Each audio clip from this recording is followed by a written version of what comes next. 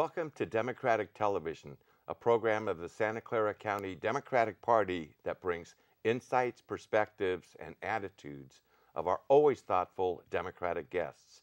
Today we're fortunate to have John Laird, a man who's been a Renaissance leader in California, held many different elected offices. Now he's taking a little sabbatical. Let's get to know him.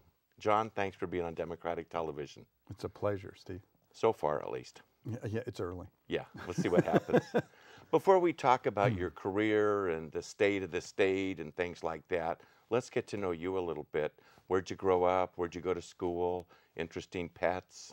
The early years. Well, I grew up in Vallejo, and fortunately, my parents had just arrived from the Midwest. Oh. They arrived about a year before I arrived on the scene. My dad was doing one last year in college, and then he was a teacher. My mom was a stay-at-home mom until she raced me through college and beat me. She went 13 straight quarters, and then she taught. So my parents had 50 years in teaching between them. Wow. And went to UC Santa Cruz, was in the fourth full class there. It was very early. Graduated with honors after having an initial paper in which the professor wrote on it, if there was a point here, I missed it. So I'm always fond of saying the difference of those 4 years was a UC education. Perfect. And I'm happy to be teaching there now this quarter, so it's a nice cycle. But that's what brought me to Santa Cruz, and even though I left for 2 years to be on Jerry Waldy's congressional staff, I came back and been a resident there for the years since. So, one of the first banana slugs. Exactly, and it wasn't even formally the banana slugs when I went. It was a big fight afterwards, and yet everything was named that. We only had one sports team when I went there, the rugby team, and we called them the Slugs. And there was the Banana Slug Improv Theater, and there were various things. It began. That sounds great, as long as it didn't lead into cooking ideas. So, did you have any interesting role models when you were growing up? Did someone said public service is the way to go, the way to save the world? Well, interestingly, my dad, and I don't think I realized it, because when I was growing up, my dad was one of those community guys that if there was a parade to be organized, he and his friends organized it. If they did anything, they would generally turn it as an excuse to have stand-up comedy. And when my dad was, when I went to summer camp, my dad was the summer camp leader. And they made the mistake of giving him a microphone. At 6:30 and every morning through the redwood trees, he would be waking everybody up, and I would always pull my blanket over my head and say, I hope to God nobody knows who his kid is. And then I got to be an adult. I was about 30, and I realized I'd become my dad, and it wasn't such a bad thing. Cool. What was the summer camp?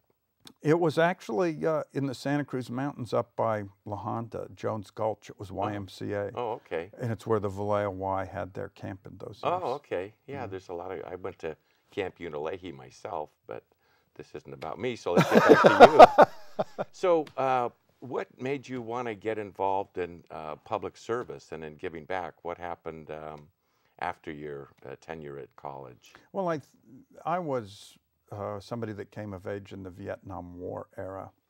And I think that for a lot of us that age, government had become remote, and many of us felt that we needed to be active in politics and needed to make a difference. And when I was in Santa Cruz at the local level, I got appointed when I was very young and back there to be on the city's charter commission. And it was this blue ribbon group rewrote the city's charter, and then they basically threw it all in the trash can. And I remember when I was sitting there, I thought, I could do better than this group. And a couple of years later, I was there doing it. And it's one of the things I ask everybody when I meet other elected officials. I say, what got you involved? And this friend of mine that was mayor of Laguna Beach said, well, they were going to cut down a tree in my neighborhood. Yeah. And it is generally things like that get people involved. For me, it was global, and I think just some of the local governance issues. But you had confidence, as you said earlier, that you could do a better job than these other folks did, or something that gave you either the confidence or the hubris to get out there. It's It's fair to say, though, that campaigning for office and being an elected official are kind of two different skills. And so, did you come with a natural instinct for organizing and getting people roused and willing to walk a precinct?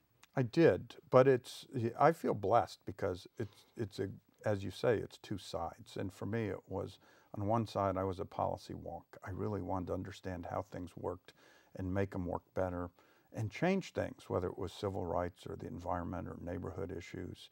And then on the other side, I love people. They're a lot of fun. To me, getting off a good line in public will keep me going for a couple of weeks. There's your dad. Yeah, exactly. Got it. And that balance works perfectly. And I'll never forget my first race where we turned the city council away from sort of its historic direction for the first time. It was in 1981. And we had this monumental field and get out to vote. And I went down at 5:30 in the morning to thank everybody that was putting door hangers on doors that morning. And I couldn't park within 2 blocks. There was a traffic jam. And that's when I thought, I think this is going to go okay today. And it is that kind of grassroots organizing that makes a difference. What was it like being on the city council? That was your first race, I take it. Being on the city council, working with people that maybe weren't like you or have the same goals as you, that whole let's work together and see if we can come up with a consensus. Or we worked hard at that, but it's tough because it was Santa Cruz. And I used to say when I was mayor, 50,000 people, 100,000 opinions. Right. Because it was really a polarized community, and I worked hard to reach across. I worked hard to make a difference. And there were some common bonds. I mean, we had a guy that I was on the city council with most of the time that was from one of the old Italian fishing families.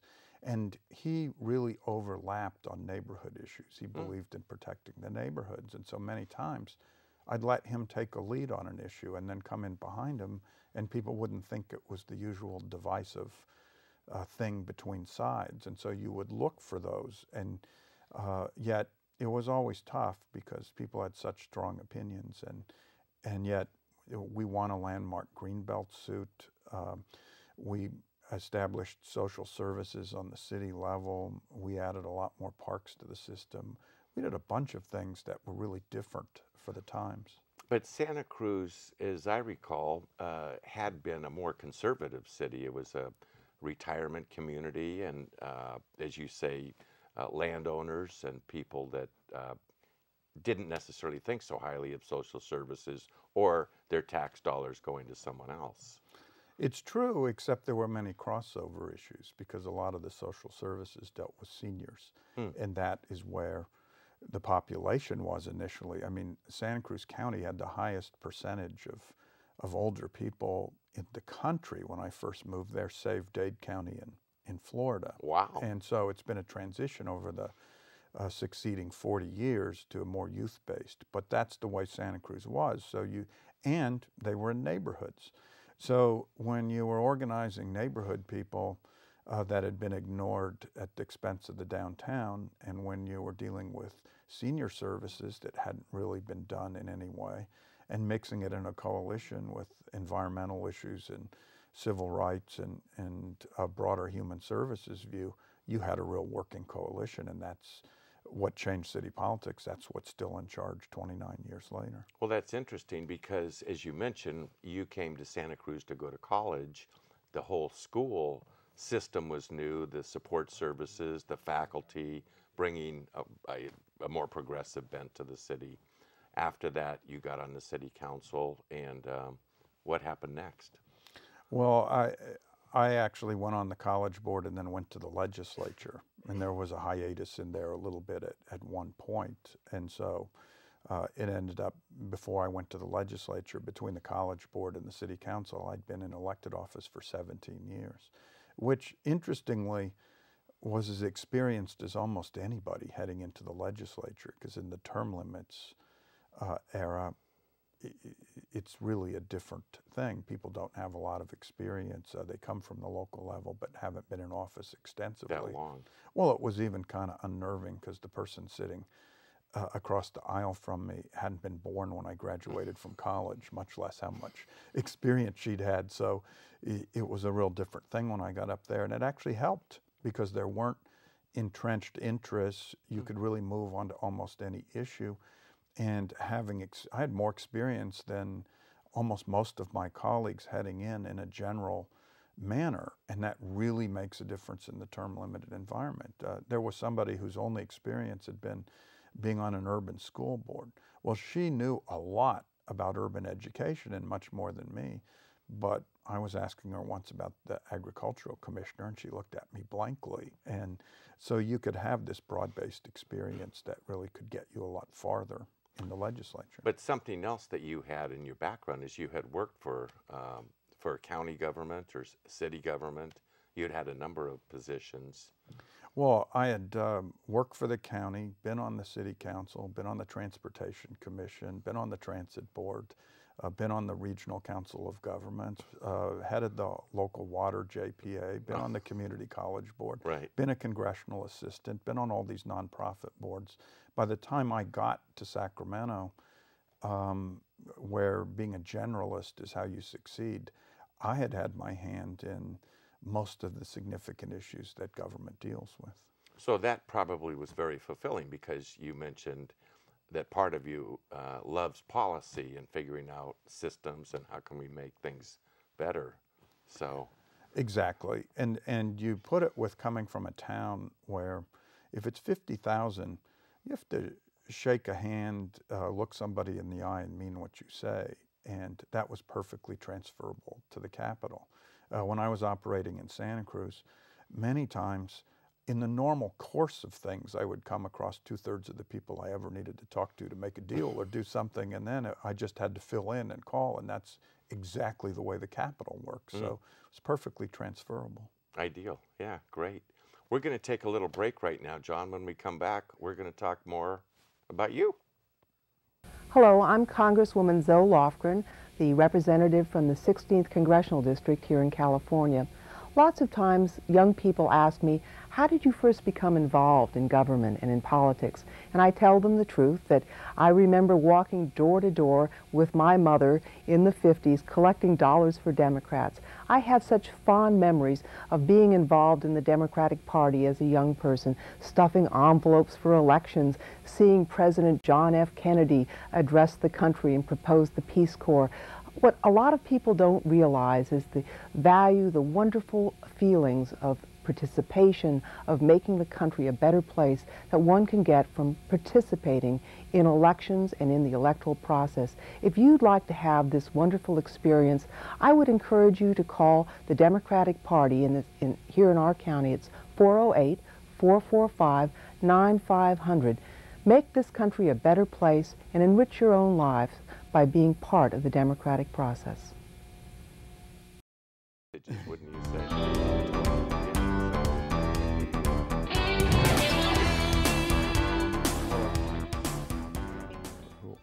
Welcome back to Democratic Television and our guest, John Laird. John, you're a pretty interesting guy, jack of all trades, more or less, and we won't finish that because you've done real well. You're not in office right now. You may be in office soon. Who knows? There might be some opportunities out there. Apparently, if Senator Maldonado is chosen to be our lieutenant governor to fill the spot that was created, there may be a race for that state Senate seat. And I understand you would like to get back in and finish some of the things that you began. I'd love to, and I've taken a hard look at that seat, and so much depends on what they do in Sacramento and when they time the race, but it is a doable seat, and it's unfortunately the poster child for gerrymandered seats. It starts in Santa Maria in Santa Barbara County and ends in Saratoga here in Santa Clara County. Wow. And sort of winds its way through 5 counties. Wow. So it'd be about 3 different races. You'd sort of have the San Luis Obispo, Santa Maria race, the Monterey Bay race, and the Silicon Valley race. And it's a district that's 6.5 points Democratic, so it's a total doable seat, but at the same time, it's a horse race all the way. Yeah. So we'll find out, I guess, over time, maybe by the time this show airs, maybe not, what the future holds in that area. But the question I wanted to ask you is, what do you feel you still want to do? What kind of legacy do you want to leave in Sacramento? And just another point, it doesn't seem like Santa Cruz, where you can work with people, get to know people, resolve issues, find overlapping interests. It seems so hyper partisan in Sacramento now that if you're a Democrat, you're going to only do certain things. If you're a Republican, you're going to oppose anything Democrats are doing. Why would you want to go up in that environment? Can you be the one that changes it? What a good question, because most everybody says, "Are you nuts? Why would you want to go there?" And that really was my question. Yeah, and it's a legitimate question, because you almost have to be nuts to want to go into it right now, and yet that's the time there's the higher calling, is when it's most broken. I think it's most in need of people that would work against that dysfunction. And let's face it, it is broken and close to completely dysfunctional right now. And there are a number of reasons for it. Term limits is one. My last term in the state assembly, there were 37 new assembly members out of 80. Yeah. And when you have that kind of revolving door, there's no institutional memory, no ability to make relationships, no knowledge. People have to get up to speed, and that was at the greatest budget crisis in modern times. And the initiative process is broken, because initiatives are going on the ballot spending money that don't have new money in them. And so we're constantly jamming them into the budget and threatening things that were generally funded in the budget with general funds that were already there. And the gerrymandering that I mentioned is an issue, and over time we have to return to communities of interest. And the 2/3 budget vote, which only exists in 3 states in the United States, has really led to dysfunction in the Capitol, where it's total leverage and gotcha in a way that just doesn't serve the public interest. And I think we need to fix all those things. We need to have somebody with a clear view of how to fix all those things. But even within that, I figured out a way to work across the aisle. And I was always looking for angles. My legacy bill for my 6 years in the Assembly is the Sierra Nevada Conservancy. And when I did that bill, which provides for economic development and environmental protection in the Sierra Nevada, there was not a legislator from the Sierra Nevada that supported it. Mm. And Tim Leslie, as right-wing a legislator as you can get, in the end worked with me through that process to get to a compromise. And he even introduced a bill that I didn't like, that was very different from my bill. And yet I asked all the Democratic committees and on the floor of the Assembly for them to pass his bill as well, as a signal of good faith that we could work to a compromise. And they did, and we did work to a compromise. And it's funny, because he wanted me to give him the bill, meaning in the jargon, make him the lead author of my bill. Oh. And so those were the days when you could tombstone bills, meaning you could name them after legislators. Oh. So I went to him and I said, I'll make you a deal. We'll tombstone this bill. We'll name the Conservancy Act after the two of us. You choose. Do you want to be the lead author in the bill, or do you want to be the lead name in the tombstoning? And he says, oh, I'll take the bill. And so it is the Laird-Leslie Sierra Nevada Conservancy Act, which I think is the thing everybody remembers. But it was that kind of selflessness in the middle of getting to a compromise that really allowed it to happen. And that doesn't happen very much up there anymore. And I always looked for places that I could cross that way or do things. And I mean, I did ag bills with Republicans at times. I was really looking for things, and I think it's a lost art in Sacramento these days. Well, yeah, and I don't want to continue too much negativity, but now it seems to me the issues for progressives are, how can we staunch the cuts and protect the aged, blind, and disabled, make sure kids have adequate resources to get to school, and maybe a meal in them, and the things that we need to keep are only going to be have less resources available. Well, that's when you have to be creative, and that's also why we need the reforms I just mentioned. On the creative, for example, you mentioned kids getting a meal.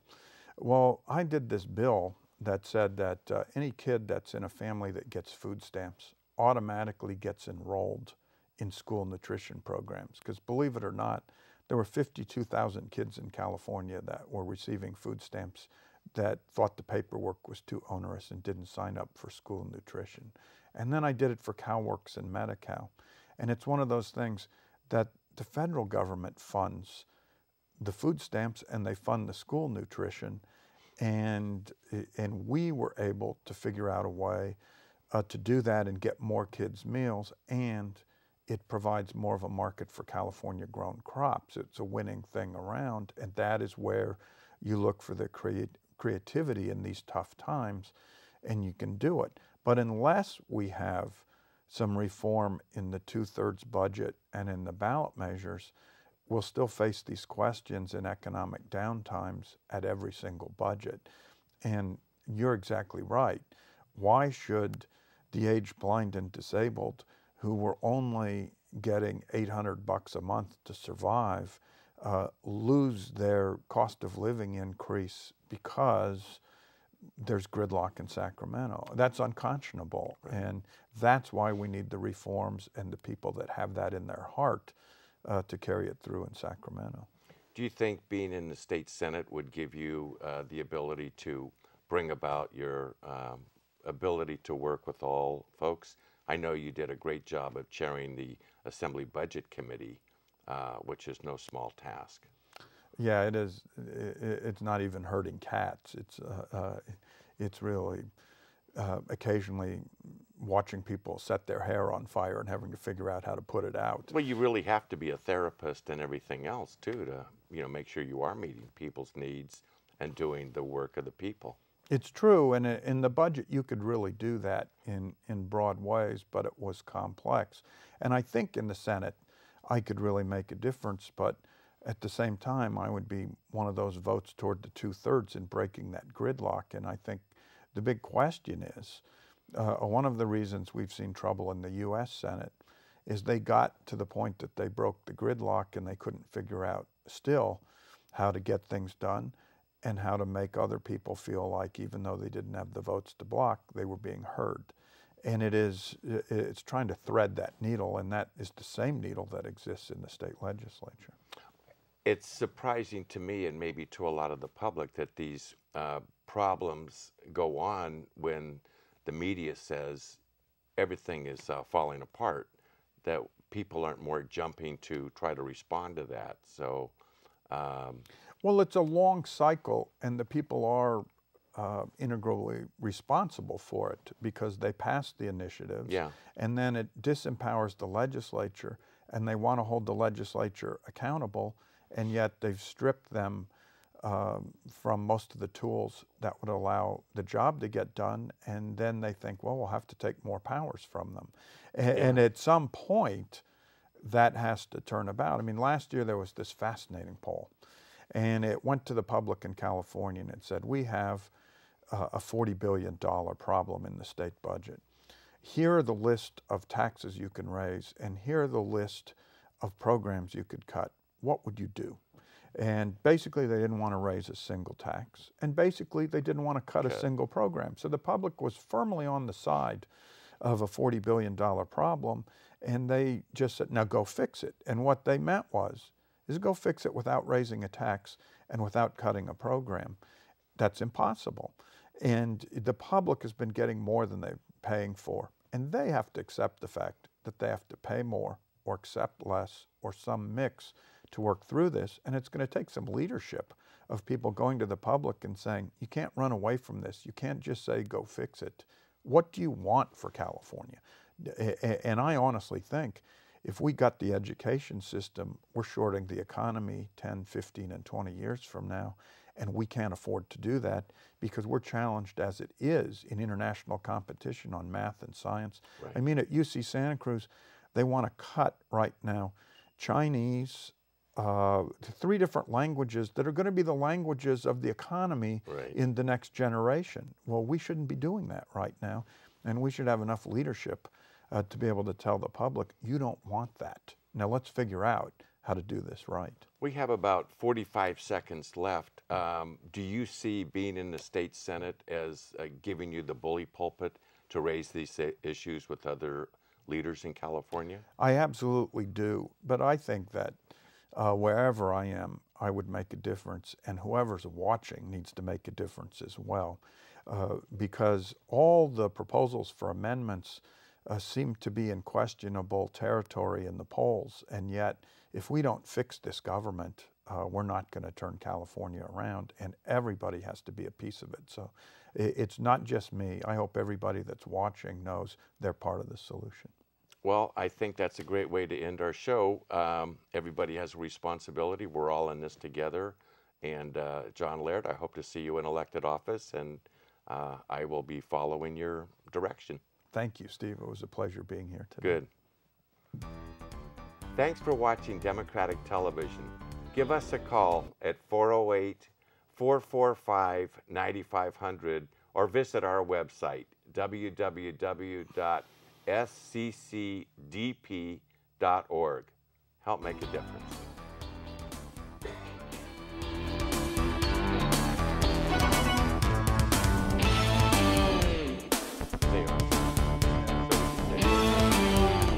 Don't talk about one.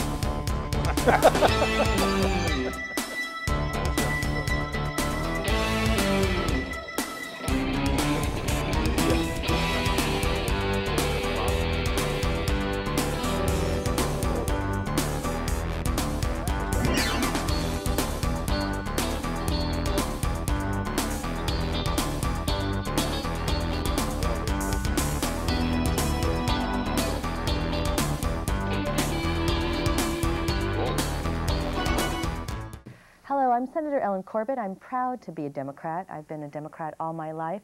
The reason that I'm proud to be a Democrat is I believe the Democratic Party is the party that cares about the environment, who cares about the future for our children, who will fight to make sure we have the best education for our children, and who fights for civil rights and is the party that is the party of inclusion.